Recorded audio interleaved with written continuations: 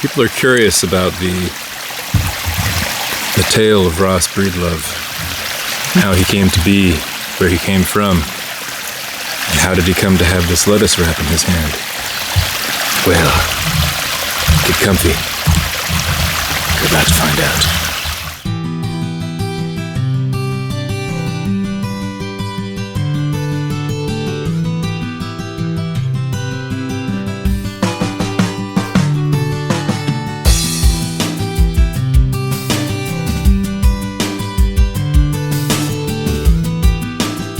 Growing up in Pennsylvania, like what was that like? Yes, Pennsylvania. It was lonely and cold and full of wonderful adventures in the snow. Yeah. That's my biggest memory of the place. And from my recollection, we've got winter about 9 months out of the year there. The sun doesn't shine a whole lot during the winter or spring. It seems like it just kind of starts peeking out into spring. And I remember growing up, it was always time to go swimming as soon as it was at least 60 degrees outside. If it was 60, we'd go swimming. Let's do it. Because we lived by a lake, and so that was a big part of being there, was hanging out at the lake. And one of the Great Lakes, or was it something else? No, it was a man-made lake called Indian Lake near Central City, Pennsylvania. There's an Indian Lake near Lima, Ohio.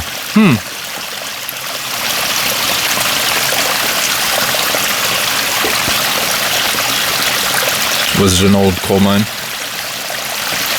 I don't know. I don't know that much history. I think that's what this Pennsylvania Indian Lake was. But we moved there whenever I was 9 years old. I'm just starting 3rd grade. Just peeking. Maybe I was 8 years old, but I don't know. Just starting 3rd grade. And one of the first memories I have there was being at recess. I was at a public school. I was public schooled all through my formative years. Save for a couple of months, my mom got a wild hair and decided to pull me out and homeschool me for a little bit. That was exciting. You said wild hair. Yeah, we were always going off on tangents. A big part of our life was the church. I was raised a Seventh-day Adventist. So we spent a lot of time there and learned a lot unwillingly about the Bible and biblical stories, and I just kind of... It's always the best way to learn things. Yeah, it was forced on me, so I didn't really embrace it. I was always against it and like, why do I have to do this? I don't want to do this. I'd rather be... Yeah. And we went to church on Saturdays, and that was the big, like, Saturday morning cartoons. I always heard people talk about that and never got to experience it. I didn't get to watch much TV anyhow, because it just wasn't part of our lifestyle, but... I was too poor. Yeah, okay. Yeah. I could never afford television. I mean, we did occasionally, but yeah. We had some bizarre, like, we had a satellite at one point where we got these, I remember watching some, like, Jungle Book animated something or other, but it was like a series. It was, like, really poorly drawn. I don't remember, but that was, like, that and Lamb Chop, Barney. Got to watch those, but Power Rangers, that was no good. It was the devil, and The Simpsons, devil again. But we didn't really have that kind of TV anyhow. But anyway, one of my earliest memories after getting to Pennsylvania in 3rd grade was standing next to my teacher at recess, and she was like, "So, came here from Maryland. What did your teachers do with you there?"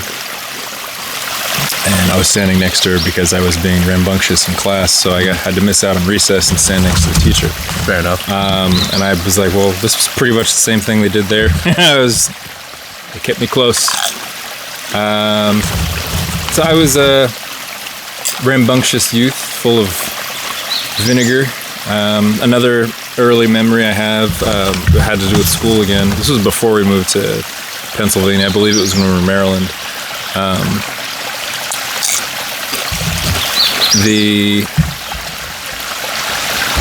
don't know if it was just a normal meeting with teachers and parents, or they called my parents in special just for this, but they're like, we're having some trouble with your son. He won't let any of the other students answer questions. He keeps speaking without raising his hand, doesn't give anybody a chance. You know, he's way too outspoken. So they were like, well, we can get him on some medication. We have all these different things. You know, he needs to calm down. He's way too, he's not controllable. He's not controllable. They didn't like that. Yeah. So they started looking at different options.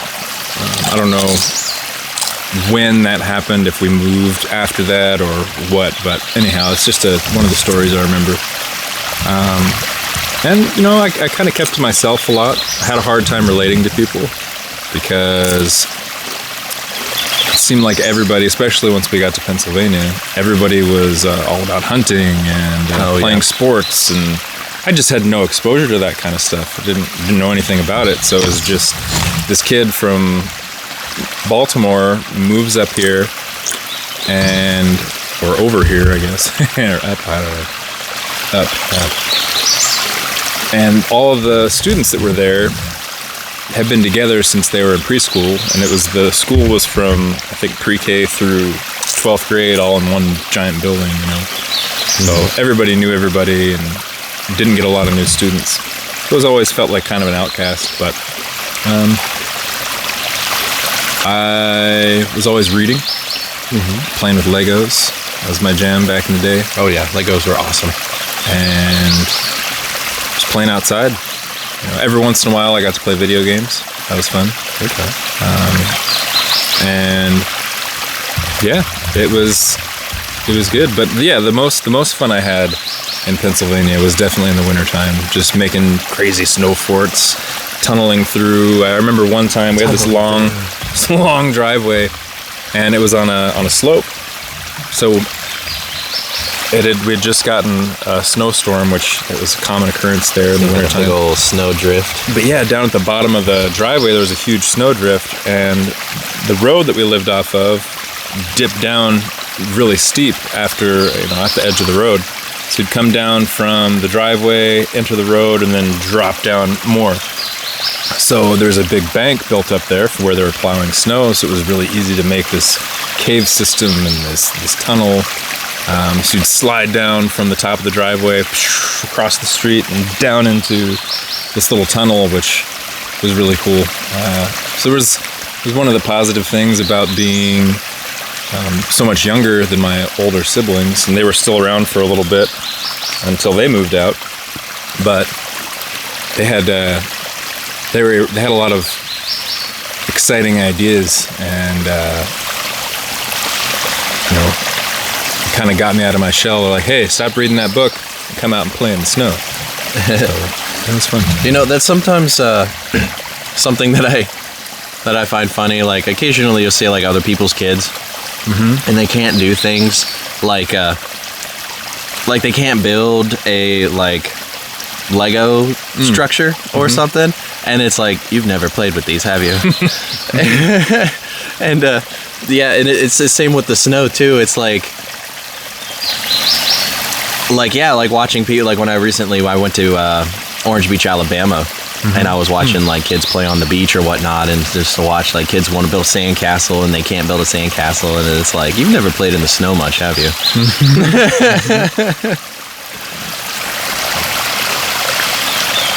Definitely a similar skill set.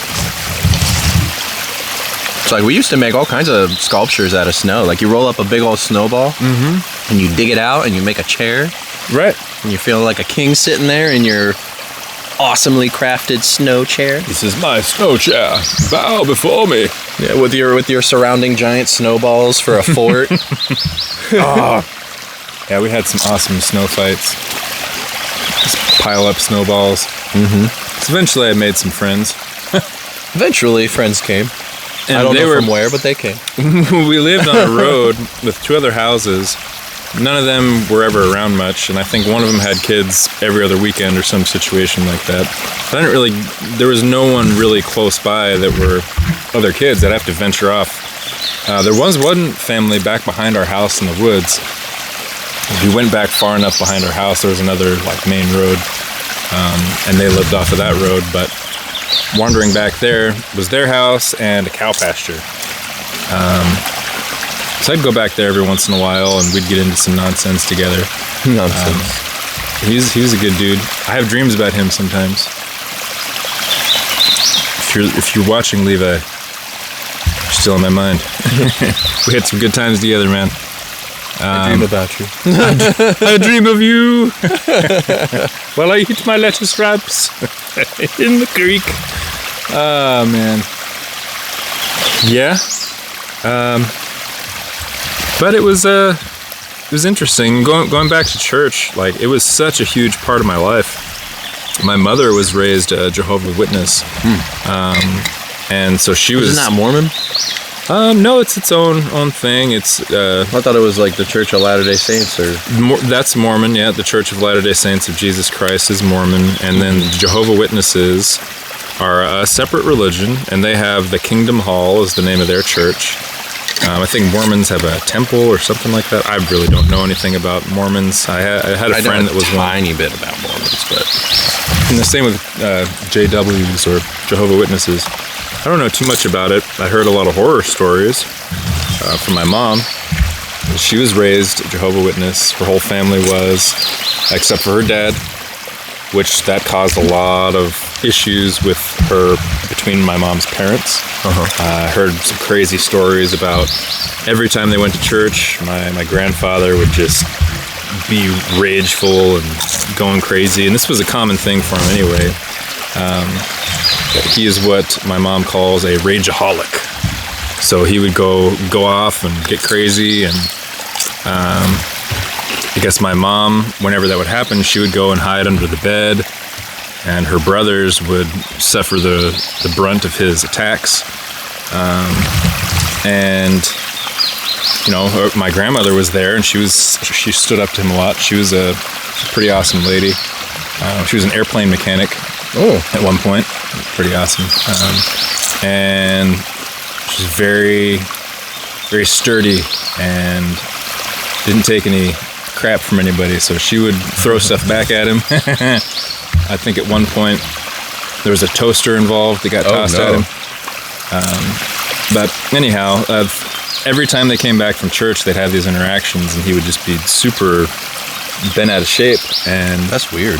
Yeah, he didn't agree with it for some reason, but one of the times, I think my mom was, I don't know, 5 or 6 at the time, and her older brother was like 15. I may be wrong on the ages there, but I'm pretty sure her older brother was about 15. But he was getting into him and their other brother, and I guess he went and got a shotgun or something, pulled it on his dad, and was like, "We're not doing this anymore," threatened to shoot him. And after that, Grandma and the kids went and stayed with, I think, her sister or something for a while, and it sounds like they tried to repair the relationship after that, but I don't think things are ever the same after something like that. Yeah. Anyhow, after I was born, I got to know him a little bit, but not much. He died shortly after I was born, a couple of years. And that side of the family we were always kind of estranged with, because my mom was 18. She went and she got married. Like, she was like, anything I can do to get out of this house as fast as possible. So she got married immediately, started having kids right away. So my oldest brother was born, I think, when she was 18. And yeah, her husband at the time was in the church as well. And he was out traveling a lot. He was like a journeyman carpenter, so he would be out working. And I guess there was some infidelity there. He ventured out with other women. And my mom was home at one point. Once they'd had all their children, they had 4 kids together. So she was just home alone with him while he was out working and being with other women. And she was still going to church, being faithful in her religion. But everybody at the church knew that there were these issues, and they blamed her. Like, well, it's because you're not doing something right. You know, you're not being a good wife. That's why he's doing these things.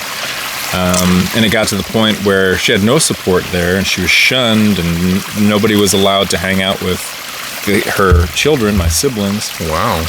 And that was the only community they had, because in that religion, you're taught to not associate with anybody that isn't a Jehovah's Witness. It's like, hey, you can be friendly with them, but if you're going to spend time with somebody, like you need to be like ministering to them. Otherwise, you shouldn't be talking to them.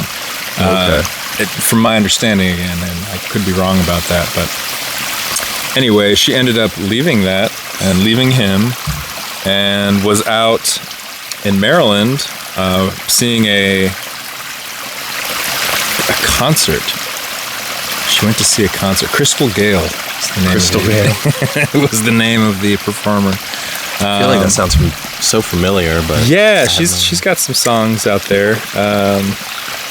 I can't think of any right now, but she's well known.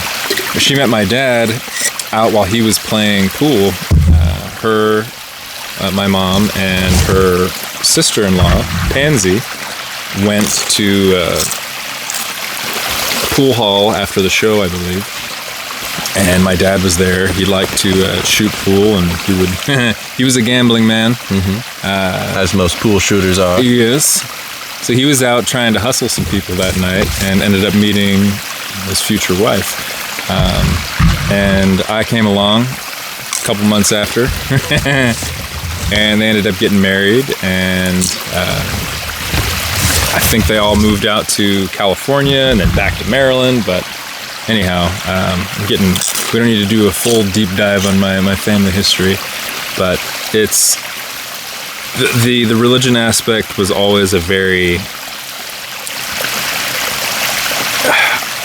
maybe because I heard so much negativity from my mom about her experience with it, I had this hesitancy and felt like, oh, religion is bad. I didn't really understand it, just heard all these horror stories. And then the church that I was in, I had to sit still and be quiet, or else I got beat.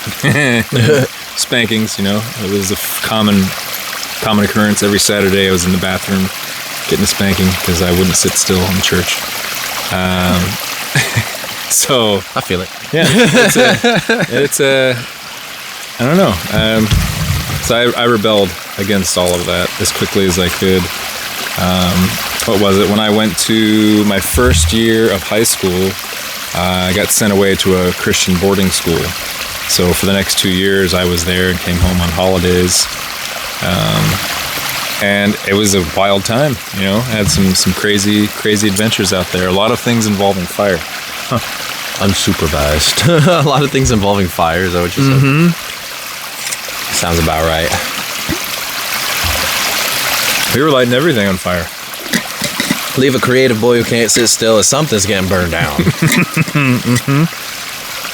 We had, I don't know who in the group introduced it, but we started playing around with Lysol and a lighter. Huh.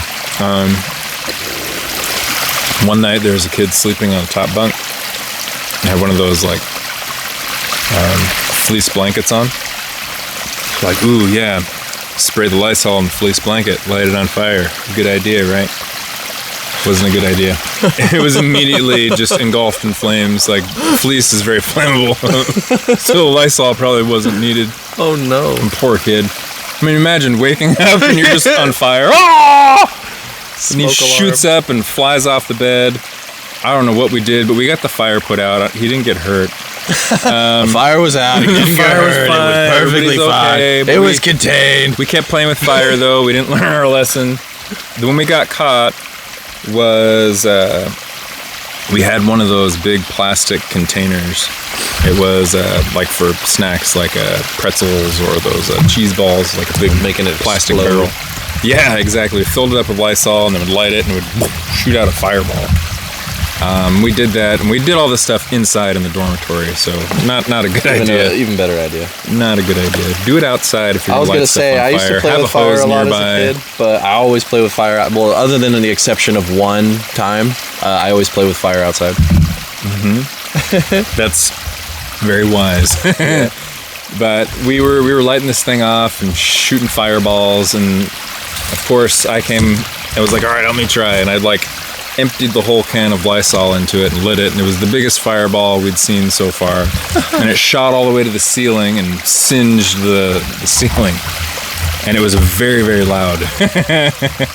So the RA came banging on the door, and he opened it, and he's like, hey, what's going on in here? And sees this giant burn mark on the ceiling, and we're all standing around like wide-eyed. Nothing, we're fine, everything's good. Nobody's hurt. Nobody's hurt. We're all okay. Then the dean got involved and had a meeting with all of us, and I was like, listen, guys, and this was a bizarre interaction with this guy. He was talking about, I understand wanting to do this type of thing, but let's do it in a healthy way. If you guys want to play with fire, let me know. We'll go play with fire.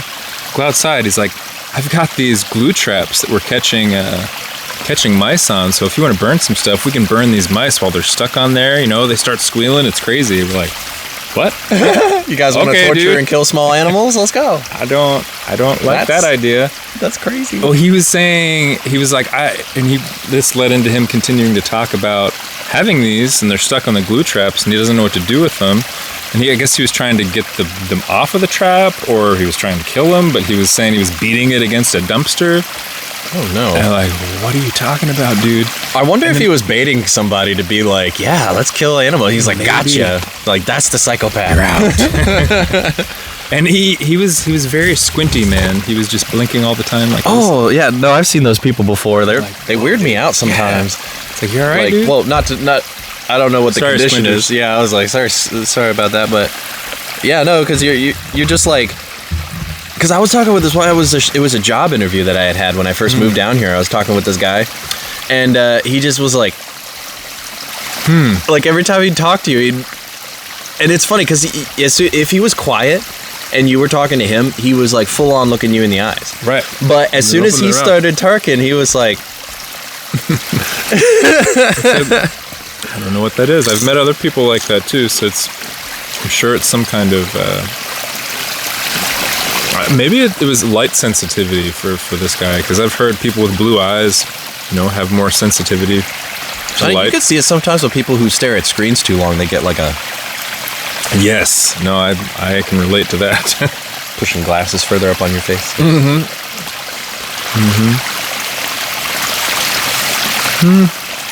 Oh, but yeah, I gotta break away to tell this story real fast, just because it really reminded me of it. So the one and only time that I ever play with fire on the inside, and it's funny because my parents watch this, so they're probably like, if this goes out there, they're probably gonna. But that's one of the joys about being an adult, is to tell your parents all the dumb stuff you got away with. Here's one you didn't know. Yeah, here's one you probably. Well, actually, I don't know. They might know already. I might have told them already. But so when I was really young. I can't even remember how old I was, but I was really little. My dad used to smoke cigarettes. That's how long ago it was, because my dad quit smoking cigarettes, but he used to, like, way back. Okay. So he had this, like, little thingy on his dresser. It was like a golf ball with a quarter pie slice missing from it, and it was like a cup that you could, like, put things in. Okay. And it was just full of lighters. Oh, wow. Yeah. And so I snagged one of those lighters out of that cup, and what was it? Half of them didn't work, which I thought was kind of funny.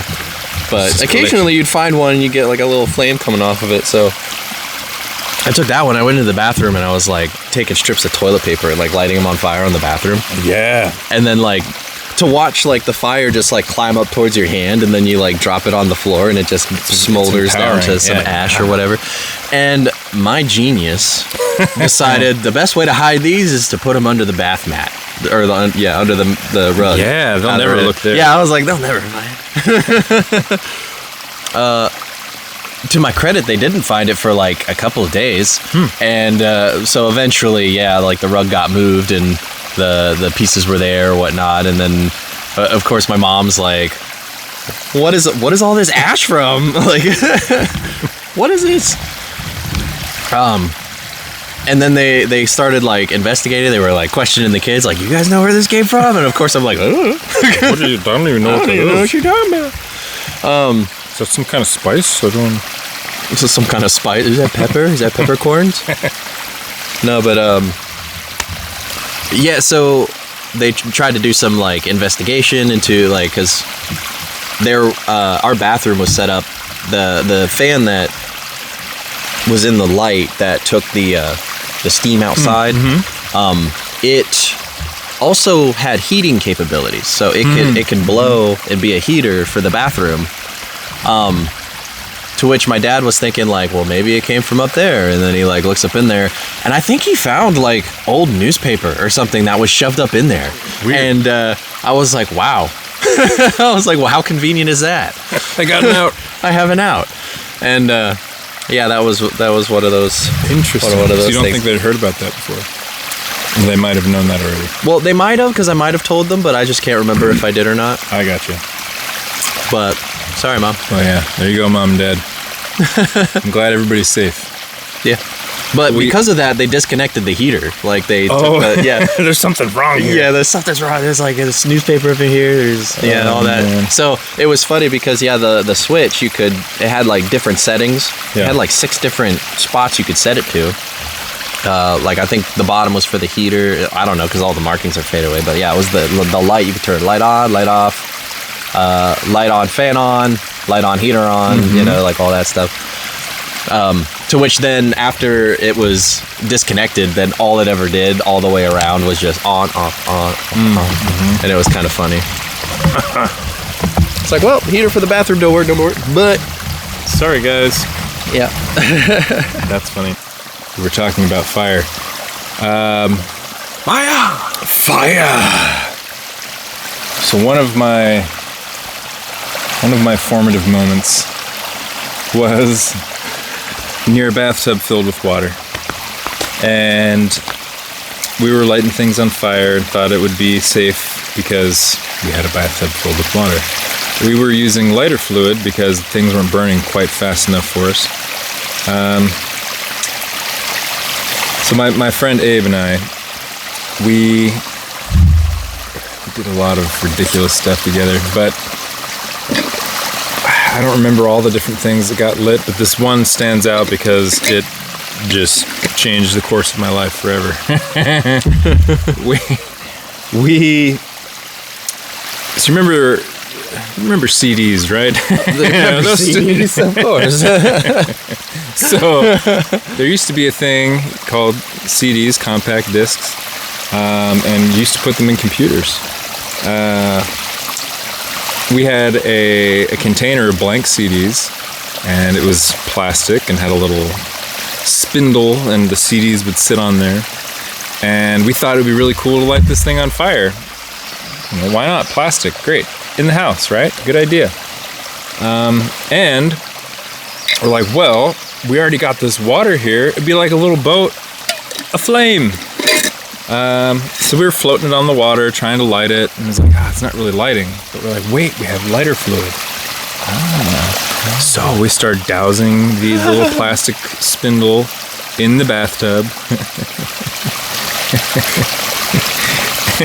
And then we lit it on fire. Oh, yeah. So, if you know anything about lighter fluid, it's less dense than water, meaning it floats on water. And so when we sprayed it, it didn't just go on the plastic, it just covered the entire surface of the water. And it's pretty reactive. So I was sitting, all right, so it was when you walk in the door of the bathroom, there's this long long countertop with 2 sinks, there's a toilet at the end, and the bathtub. I was sitting on the toilet, and I think I was lighting the fire. I can't remember which one of us was, but I remember I was sitting on the toilet, watching the flames about to be birthed. Like, yeah, this is great. And we lit it, and immediately the entire bathtub was just a giant flaming wall. So I sprang up, and when I did, I caught the countertop with my hip. Ooh. It came off of the sink and the wall, and I immediately fell on the floor. Oh, no. It was the most... I've never experienced a pain like that since then. It was very agonizing. And there's fire, so I'm like, what do I do? But it was fine. It died off pretty quick. I don't think the shower curtain went up or anything.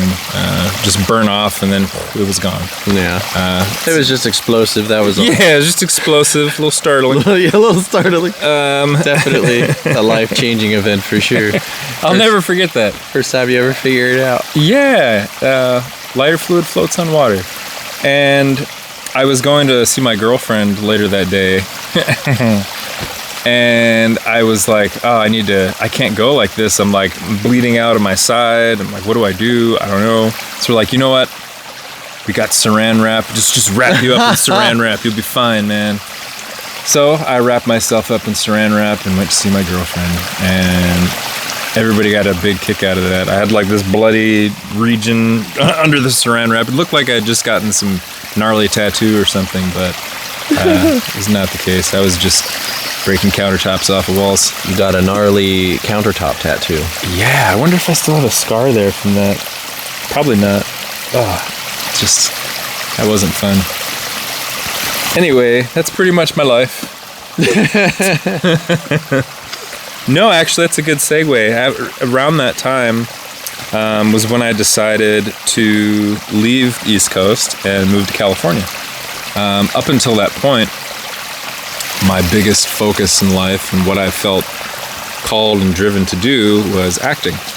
I loved the idea of being able to be all these different characters and in my head have all these different experiences. You know, you watch a movie and you're like, man, look at, they're all these different places doing all this different stuff. That's so cool. I want to do that. I love telling stories. And I really enjoyed acting, and I was on stage a couple times as a younger person, doing plays in school and stuff like that. Was in choir, so I was always drawn to the performance arts. And it was a wild time. I mean, I got the acting bug. I was like, all right, I'm going to Hollywood. I'd read a couple of books, and it was like, well, if you want to take acting seriously, start local. Get involved with your local theater, see how that goes for you. If you could start getting some recognition and, you know. But you just wanted to hop right into the movies. Like, I'm just going like right for Hollywood. I'm an actor. They need me. I need to get out there. They're missing out right now. They're missing out right now. So, that's a great mindset. Yeah, they need me. I'm so awesome. I don't need to practice. Man, couldn't have been more wrong. You know, that does kind of remind me, I read this book once, The Subtle Art by Mark Manson. He talks about this concept of there are two different kinds of entitlement that you see that are prevalent in society today. The one is, I suck and everyone else is awesome, therefore I deserve special treatment. Or, I'm awesome and everyone sucks, therefore I deserve special treatment. Yeah, I was the awesome one, if you didn't get that already. In my head, anyway. That's interesting. No, I haven't finished that book yet, though. That's a good one. That's a good read. How many times have you gone through it? Like a dozen, yeah, at least. I felt like you'd been into it a couple times. Oh, yeah. I really because liked it. It was funny because it was like one of those things. Every time that I finished it, I always came away with something different. You know, like it's not that the message changed, but there was like an aspect to it that I kind of like overlooked. Right. Well, that's back to something I've said a couple times. You know, it's like anything you do in your life that you're trying to gain something or learn something from, or even just a new experience or whatever. You're learning something new. It's like being in the shower. You know? Yeah. You're in there, water's flying all over you.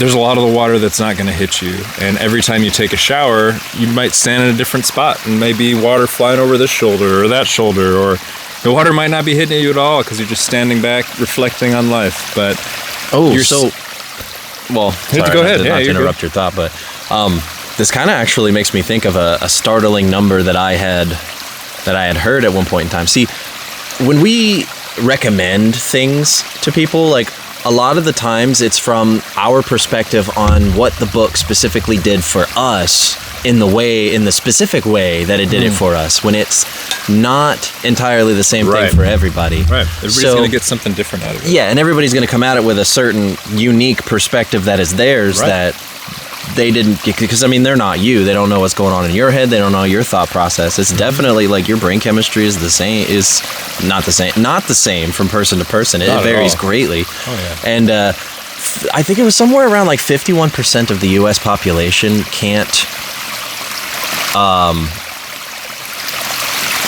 internally monologue. That's what the number was. Yeah, it was weird. I was like, I've never heard of that before. Like, these are types of people that when you say the word apple, they picture the text of apple in black and white and they can't see anything else. Where like if, just for out of example, if I were to picture an apple, I picture specifically a red apple, because that's usually what it always is, in front of like a blurry green background. You know, like that, when someone says apple, that's always what pops in my mind is just a red apple in front of a blurry green background. Some people can visualize the whole tree. Some people can visualize a farm, you know, like some people, like, if I really got to thinking about it, like in my mind, I could take the apple, rotate it, see all of its three dimensions, split it open, see the inside of it, put it back together. I see like a tree and an apple, and it's kind of like moving in the wind, you know, like one of those Sunkist commercials for, not Sunkist, Florida. Oh, the orange juice? Yeah, is it Sunkist? Sunkist is an orange juice, right? No, it's a soda pop. I know it's soda, but I don't know. Yeah. The one with the straw in it, Florida orange juice. Topica or whatever. Tropicana. Is that it? Is it? Straw? I don't know. I can't remember the name of it. It's not Sunny D. It's not Sunny D. It's not Sunny D. Anyway, that's interesting. That's really cool. But we're all, and none of it is wrong or bad. Like if you see one thing and not the other, that's just you. That's part of your story. You know? And I had actually heard this is probably getting off topic, but I had actually heard somewhere too that there are certain people out there that if you try to get them to imagine something specific, that they, I don't want to say like refuse to do so, but it's like they just can't fathom doing that. Like you ask them like, okay, so did you eat breakfast this morning? And they go, no. And it's like, okay, so imagine if you ate breakfast this morning, and they're like, but I didn't. Right. You know, just like very literal. Very like, well, no, I know you didn't, but just pretend that you did. Yeah, and they're just like, pretend you did. They just can't. Good dude. It's something that I took for granted forever. It slips my mind sometimes. Being an imaginative person is a gift, you know, and I've talked to a lot of people in my life. When I was in school, studying game design, which of all places you'd think there'd be a bunch of imaginative people there. And there are, but you almost think everybody is studying that type of stuff, any type of creative endeavor. But a lot of the people that were focused in programming, engineering, they're creative, but in a different way. Like they're creative in, this is the material I have to work with, these are the tools I have to work with, this is the problem, how can I use these things to solve this problem?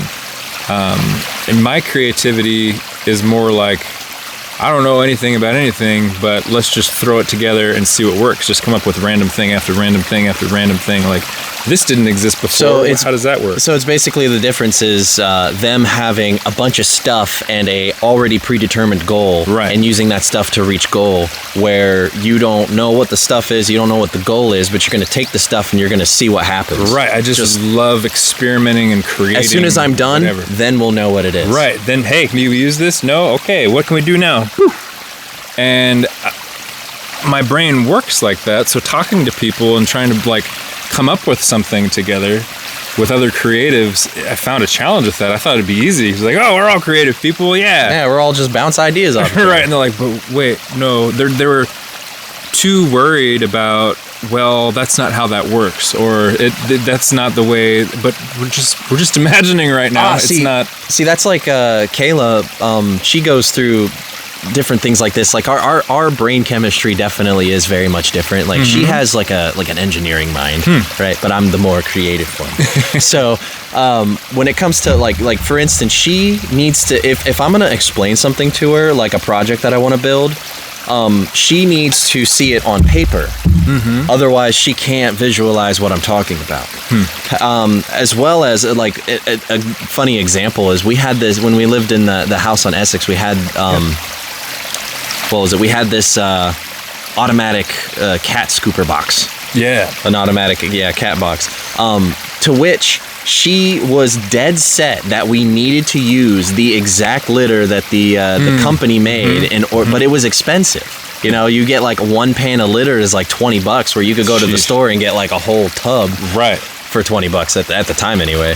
But it was just funny because I was like, well, why don't we use that stuff in here? And then she's just like, I don't know. It's not. Those aren't the instructions. Yeah, that's for like that's not how it's supposed to work. Like you can't do it that way. And we get programmed to think that way too, to her benefit and to everybody else who thinks that way. It's not your fault. There's so much at work in the world that wants you to only follow what has been told to you and not think outside of the box, because that's dangerous. You start coming up with your own stuff.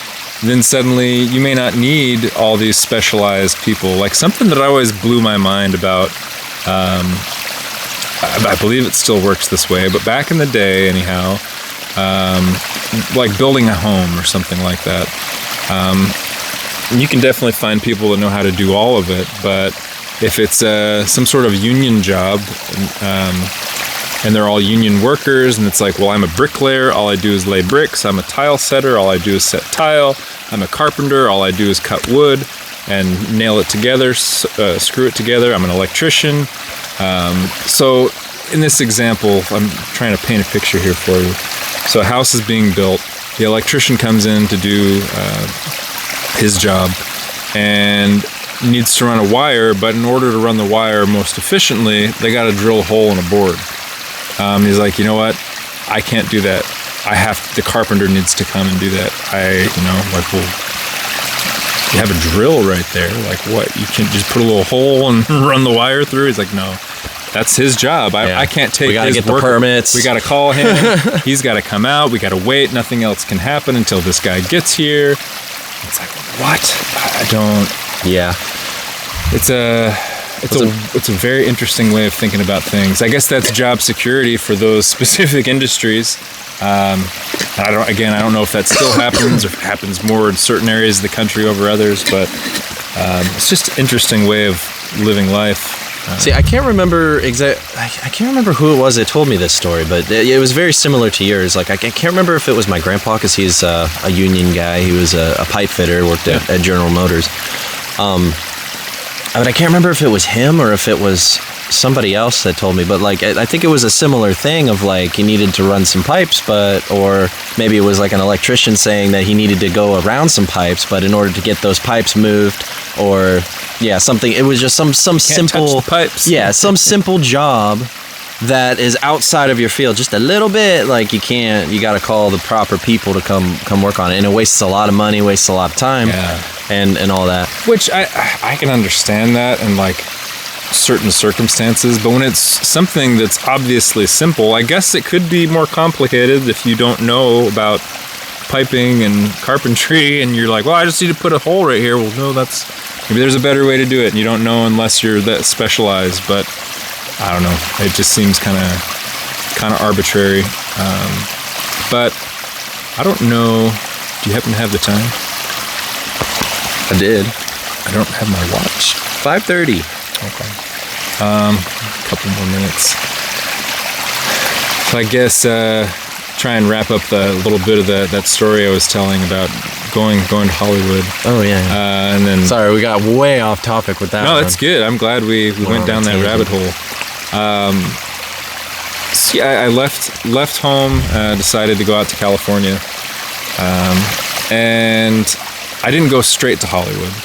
I went and lived with my sister in the central coast of California, which is Santa Maria, California, and which is the northernmost city in Santa Barbara County. So most people, if they know about places in California, they've heard of Santa Barbara. But anyway, went out there and lived with her for a little bit, and that started an interesting phase in my life, because up until that point, I was a pretty big pothead. Did a lot of that. Didn't start doing that until I was probably 18 or so, when I really started experimenting with that kind of stuff. So from then till, I don't know, I was 21 or so, 22. I didn't really drink much. I didn't like it. I didn't want to be in the environment where people are partying and playing beer pong. Like, that was the big thing back then. I don't know if people still do that, but I mean, I did a lot of it in college.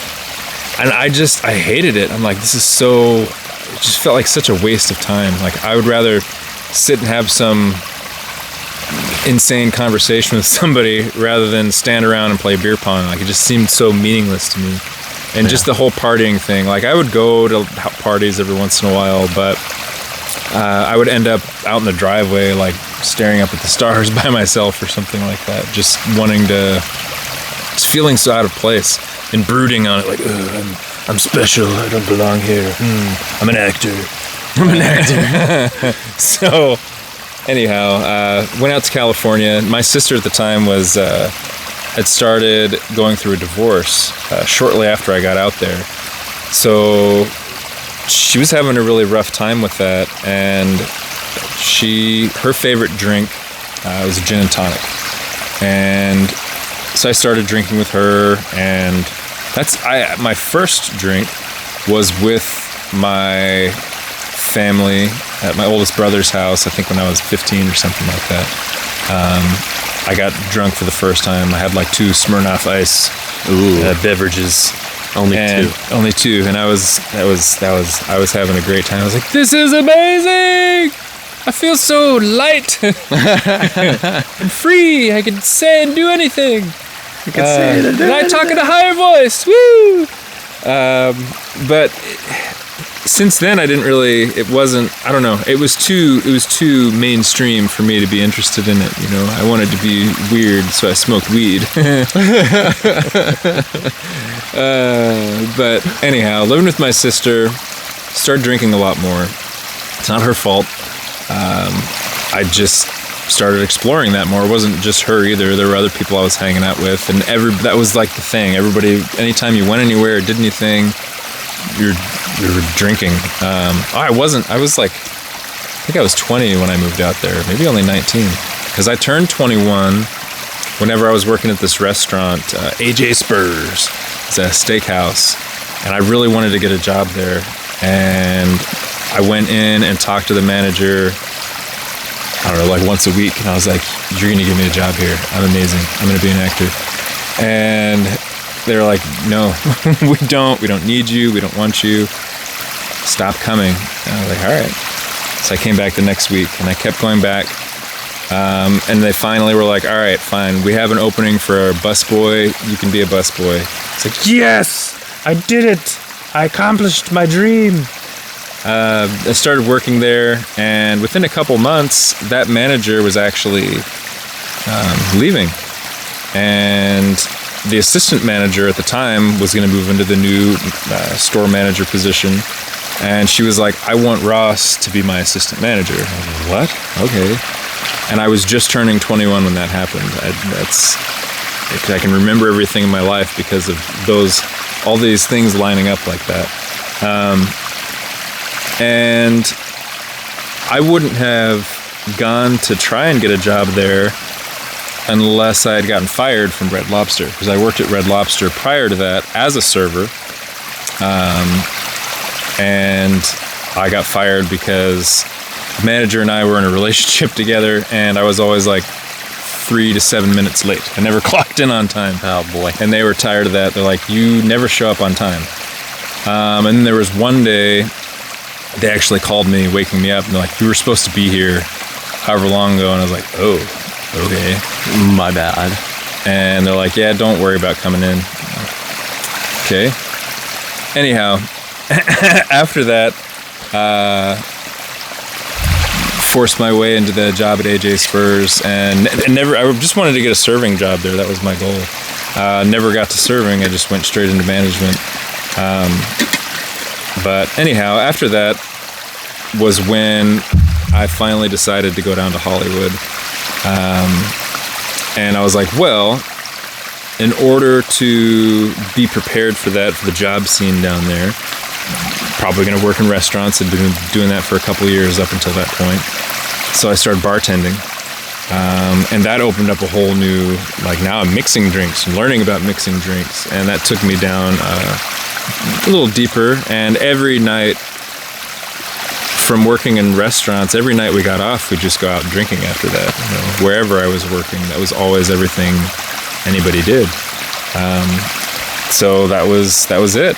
But for me, it got to the point where I did end up moving down to Hollywood, ended up working at the Cheesecake Factory. And that's where things got real for my drinking days.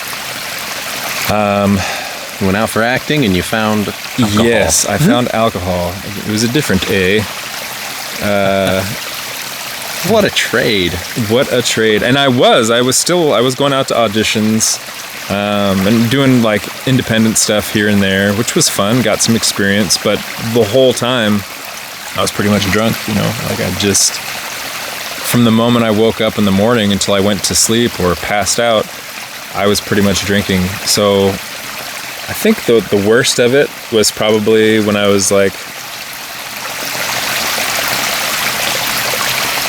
I don't know, 22 to 23, 24. It's like the craziest time because I was drinking and driving a lot. Ooh, which is a terrible, terrible idea. Very I would bad end idea. up at home the next morning and be like, how did I get home?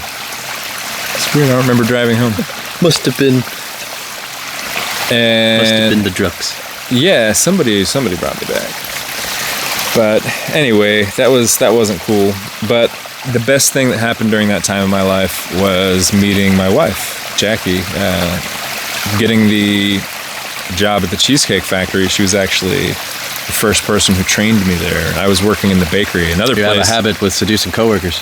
Yes, I guess so. That was my community. Those were the only people I knew, the people I worked with. Outside of that, enough. I didn't do anything else. Aside from pretend to be an actor. Pretend to be an actor. Besides, I'd like call myself that in the mirror before I go to my cheesecake job. You're a star. You're a big, bright, shining star. And here's your slicer. Man. But it was fun working at the Cheesecake Factory. A lot of whipped cream. There's these whipped cream machines. You'd have to load them up with whipped cream mix. And you just push a button and it dispenses, and you push a button to stop it. That was a good time. That was the highlight of the Pushing buttons. Cheesecake Good Factory. time. Pushing buttons and whipped cream, baby. But yeah, I worked in the bakery for a couple months and started working the cash register. And in order to do that, you had to go off and take this class to learn the menu. And shortly after that, the whole time I was pushing, like, I want to be a server. I want to be a server. I want to be a server. And this was in Sherman Oaks, California, just a little bit north of Hollywood. I think it's north anyway, maybe east. I could be completely wrong. I don't know. I don't think it's south. Probably northeast. Maybe northwest. I don't know. Who knows? But started serving tables there, and it was wild, you know. I just had a lot of fun, met a lot of crazy people. I once served the Jackson family.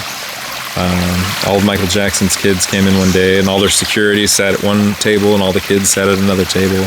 That's cool. And we got to hang out with them, talk to them. And there were had a lot of guests like that were, Well, being out in Hollywood, I bet. Right. There was somebody coming in every day that was Michael Madsen would come in and pick up cheesecakes every once in a while. I don't know. It was a time for sure. It was a time. And what happened? What happened? We got pregnant. That's what happened. When I was like 24, found out that we were going to have a child together, Jackie and I. And it just, Was it I life-changing? remember that moment. Of course, it's life-changing.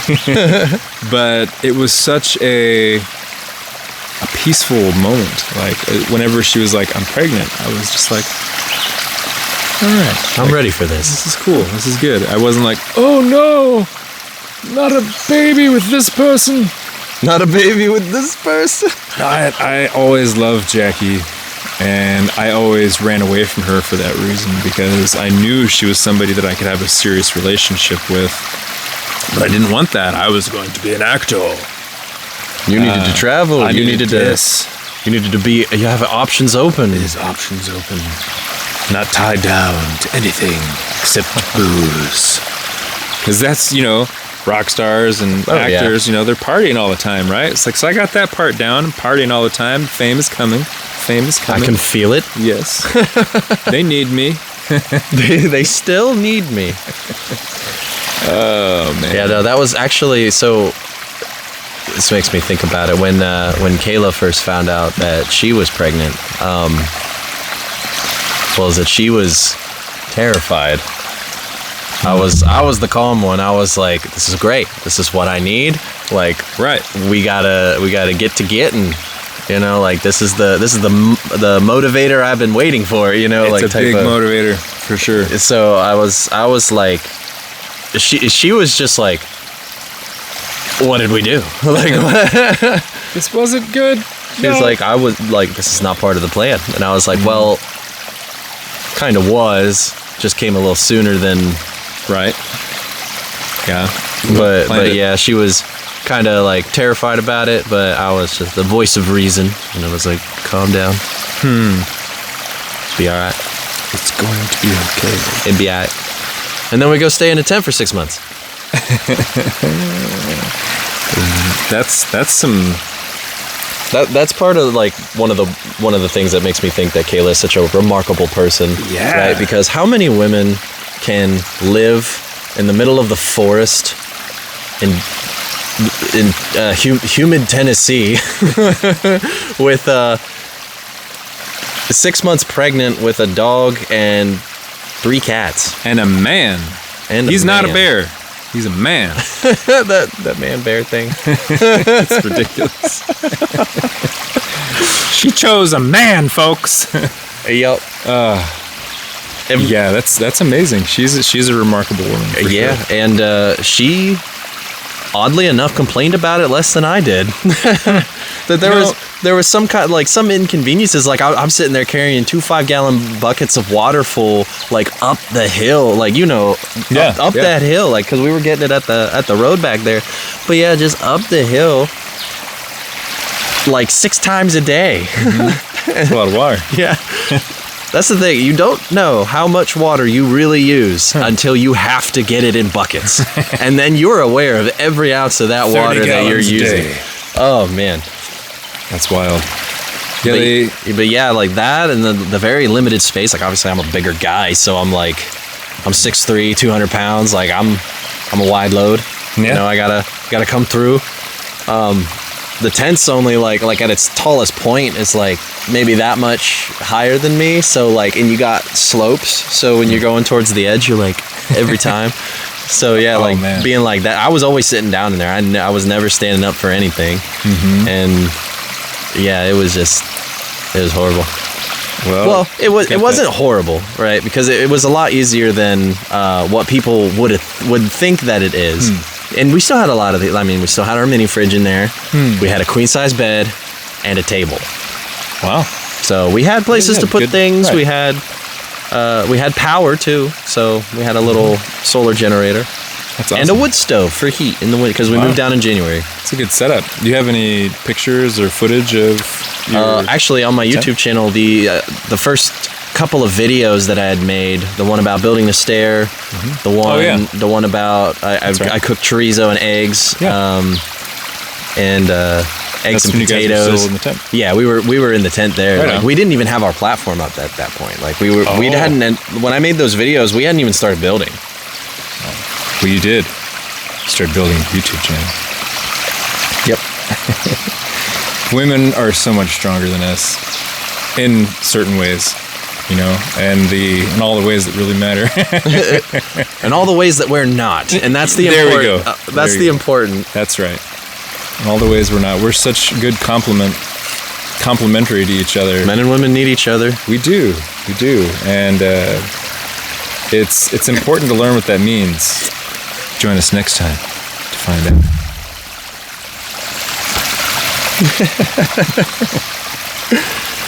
out.